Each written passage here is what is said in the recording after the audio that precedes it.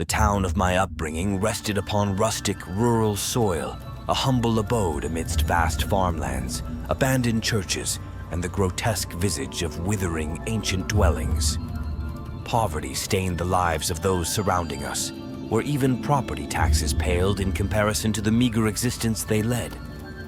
Within these humble confines, a multitude of peculiar individuals danced on the fringes of society, each with their own eccentricities. Our next-door neighbor, cordial yet enigmatic, embodied this otherworldly cast. Alas, our own fortunes were less than ideal. However, when my siblings and I reached maturity and began to toil alongside our parents, a glimmer of hope pierced through the shadows that shrouded our existence. In a time when the digital realm was a battleground of popularity, I stumbled upon a woman named Kelly through the fickle realm of hot or not. The last vestiges of summer were upon us, fading as the embrace of September beckoned. Thus, in the early days of October, Kelly and I sought a simple, budget-friendly date, for our quaint abode offered but meager entertainment. Our ventures had taken us on exhilarating hikes, explorations through the desolate landscapes, and savoring meals that offered temporary solace from the monotony. Yet, on this fateful day, we embarked on an unknown route, traversing roads uncharted, with a glimmer of curiosity nestled within our hearts. Amidst the cloudy gloam, we chanced upon a modest eatery nestled within an obscure parking lot that seemed to exist solely to quench our hungered souls. The establishment housed outdoor seating, inviting us to bask in the eerie ambience of a dim afternoon. Sat firmly in the bosom of nature, around 45 minutes to an hour we passed in quiet contentment. As we took our leave of this haven, a sudden shroud of fog descended, weaving a curtain of mystique around us. Unperturbed, we continued along the path, venturing into the depths of a road rarely traveled, flanked by open meadows and sporadic patches of desolate woodland. And then, there it stood, starkly adorned by ill-made signage, as though mocking the very concept of warning. A picket sign, feeble and crude, pointed our gaze towards the path of pumpkin picking, beckoning forth the intrepid souls who dared to traverse its enigmatic trail. As if possessed by a capricious impulse, we veered off the well-trodden road, defying the bounds of reason and venturing towards the unknown. Our wheels carved through the dirt, guiding us past the house that stood sentinel at the head of the path, while the embrace of trees enshrouded the land from both left and right, seeking to swallow us whole. Betwixt the dwelling and the woods, a grand tapestry of pumpkins lay sprawled, stretching as far as our fog-bound eyes could fathom, an iridescent sea of orange bathed in an ethereal glow.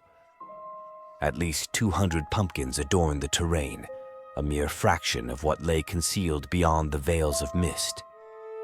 Having cast our vehicle aside, beside a decrepit pickup truck that bore the weight of age, we espied an older couple gracing the back deck of the house. As we approached, their figures melded seamlessly into the swirling fog, granting them an air of the otherworldly. Despite my unease, I discerned a grotesque smile stretching across the lips of the elderly gentleman, displaying a gummy, disconcerting expression. Our voices, filled with gratitude, expressed our pursuit of pumpkin picking amidst this peculiar sanctuary. The old woman, her visage creased with age and wisdom, granted us permission with a gentle smile. "Feel free to choose any pumpkin your heart's desire," she uttered, her words laden with a sense of enigmatic benevolence. Inquiring about the price, her words propagated bewildering wonder within our souls.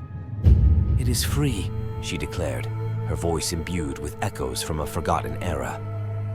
Astonished, we embarked upon our quest through the labyrinth of gourds, their varying sizes and states of decay tantalizing our senses.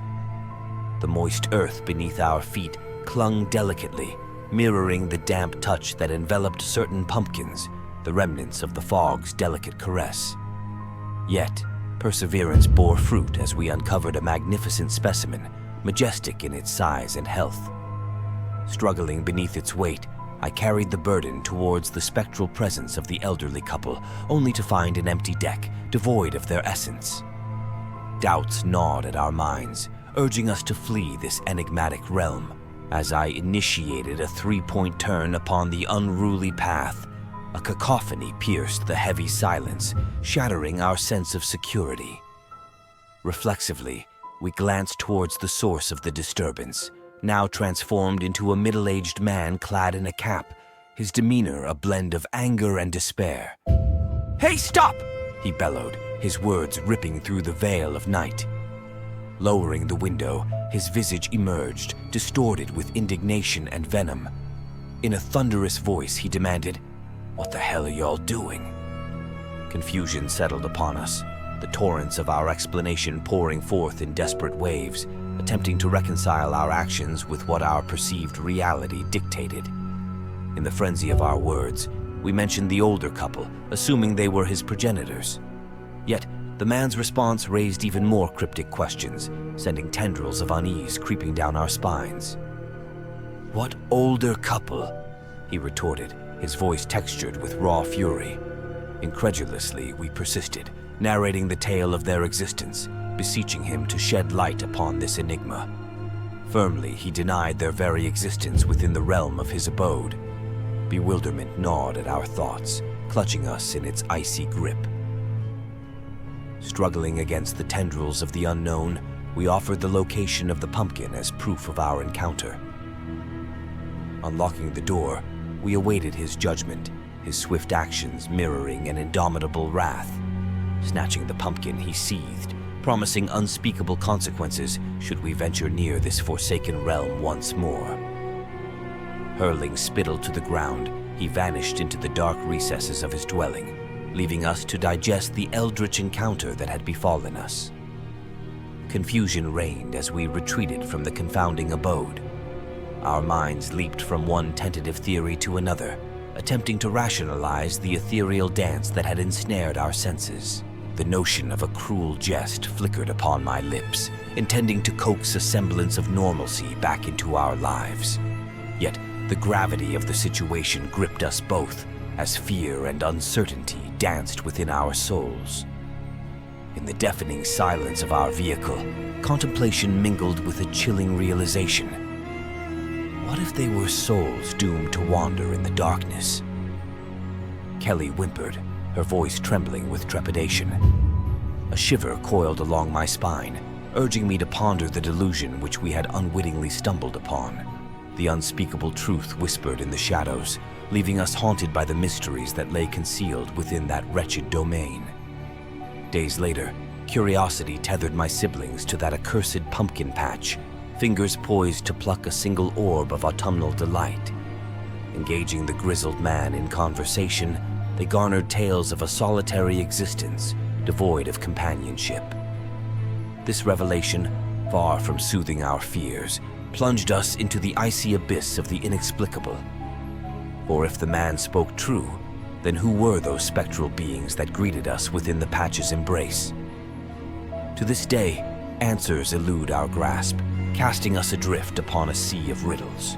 Was the man merely a fabricator of tales, or a vessel possessed by an inconceivable force? The tendrils of doubt coil ever tighter, grasping at the fraying threads of reality.